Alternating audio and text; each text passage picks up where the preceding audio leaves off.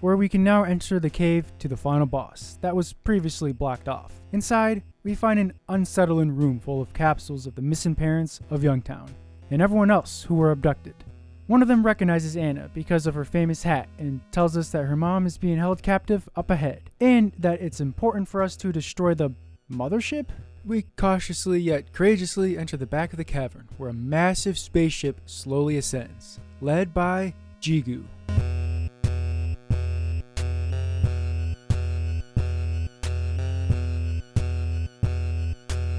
Not a kid, not a cat or dog, an alien. He tells Nintendo that he's grateful for our family. What on earth happened to George and Maria? We had so many questions. Luckily, a lot were answered during the fight. After each turn, Giygas spills the beans about everything that's going on. The two of us didn't hear what Giygas had to say at first. Not because of our self-diagnosed ADHD, but because his attacks hit. When I say hit, they hit. We fell in battle 3 times, just like that. But that wasn't enough for us to give up. After a few trial and error runs, we used the move Check, which allows Queen Mary to enter our minds. She tells us that the only way to defeat him is by singing our hearts out, given that weapons or powers have no effect on Giygas. So attacking was clearly off the table. We started off by raising our psi shield, maxing out our defense. Nintendo and Lloyd would sing, while Anna spammed life up to heal us all. You might be thinking, what kind of a final boss fight is this? They're supposed to be full of action and badass.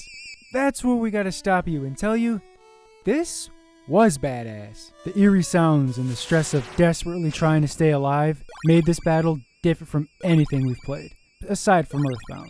You mix that with understanding the plot through Giygas' absurd dialogue, and you're left with an intriguing experience. George and Maria raised Giygas after they were abducted by aliens 80 years ago. When George escaped back to Earth, he brought with him stolen information on how to defeat the alien race. So Giygas is getting his revenge by invading Earth with his robot and alien army, possessing inanimate objects, making people and animals go crazy. Not the Karens. They're crazy 24/7. Abducting humans and, most importantly, trying to stop Nintendo. However, he offers his gratitude, asking Nintendo to board the mothership with him in an attempt to save us, and only us, leaving the rest of the ugly humans to die. We declined his sorry offer and kept singing. The song was getting longer each time, while Giygas was getting more and more pissed from the lullaby, demanding that we stop. After 14 turns, the beautiful melody was complete. Giygas couldn't take it anymore and flipped. We don't know if it was the nostalgia that gave him the feels, reminding him of the innocent days of Maria singing to him, or if he couldn't stand hearing her horrendous vocals any longer. We don't blame you. We'd slam the door in a bunch of 12-year-old faces too if they ever sing Christmas carols to us.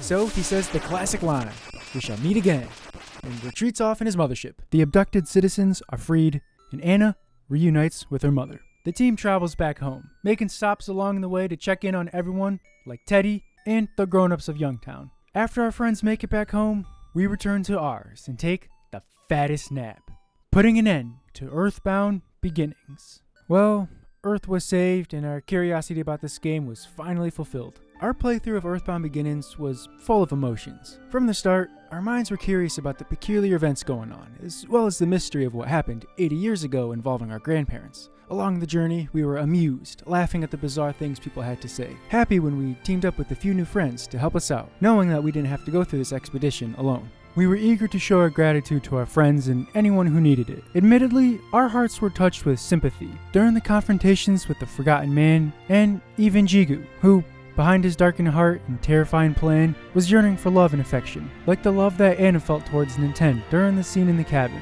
That feeling of childhood love is something precious. It's difficult to explain, but the adventure as a whole felt kinda nostalgic. Behind the goofy antics that take place in EarthBound games, there's something special attached to them. What exactly?